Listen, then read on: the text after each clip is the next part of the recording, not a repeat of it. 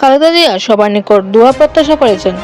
নিজের সুস্থতার জন্য দেশবাসীর কাছে দোয়া চেয়েছেন BNP chairperson Begum Khaleda Zia. Heart ও ফুসফুসের সমস্যা নিয়ে রাজধানীর এবারকেয়ার হাসপাতালে চিকিৎসকদের নিবিড় পর্যবেক্ষণে রয়েছেন সাবেক এই প্রধানমন্ত্রী। সোমবার 24 নভেম্বর সন্ধ্যা 6টার দিকে এ কথা জানান চেয়ারপারসনের ব্যক্তিগত চিকিৎসক ও বিএনপি স্থায়ী কমিটির সদস্য অধ্যাপক ডক্টর এজেড.এম. জাহিদ হোসেন।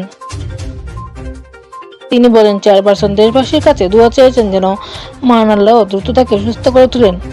এর আগে গতকাল রোববার সন্ধ্যা 4:30টার দিকে গুলশানের বাসায় ফিরোজা থেকে এবারকেয়ারের উদ্দেশ্যে রওনা হন খালেদা জিয়া। রাতেই খালেদা জিয়ার শারীরিক অবস্থার সর্বশেষ তথ্য জানান গঠিত মেডিকেল বোর্ড সদস্য অধ্যাপক ডক্টর এস.এম. সিদ্দিকী। তিনি জানান, খালেদা জিয়ার চেস্টে ইনফেকশন হয়েছে, হার্ট এবং ফুসফুস আক্রান্ত হয়েছে। আগামী 12 ঘন্টা মেডিকেল বোর্ডের তত্ত্বাবধানে রাখা হবে। আর বিএনপি স্থায়ী কমিটির সদস্য ও খালেদা জিয়ার ব্যক্তিগত চিকিৎসক অধ্যাপক ডক্টর এজেড.এম. জাহিদ হোসেন জানান, বেগম জিয়া ঠিক কতদিন হাসপাতালে ভর্তি থাকবেন তা এখনই বলা যাচ্ছে না, শারীরিক অবস্থার উপর নির্ভর করছে। সর্বশেষ শুক্রবার 21 নভেম্বর বিকেলে সশস্ত্র বাহিনী দিবস উপলক্ষে সেনাকুঞ্জে আয়োজিত অনুষ্ঠানে অংশ নেন বিএনপির চেয়ারপারসন।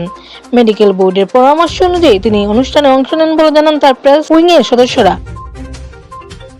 খালেদা জিয়া বহু বছর ধরে আর্থ্রাইটিস, ডায়াবেটিস, কিডনি, ফুসফুস, চোখের সমস্যা সহ নানান জটিলতায় ভুগছেন। গত 7 জানুয়ারি উন্নত চিকিৎসার জন্য লন্ডনে যান খালেদা জিয়া।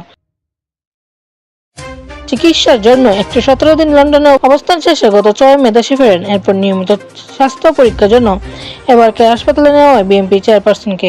সালমা ইসলাম, দেশ 24 লাইভ, সিলেট।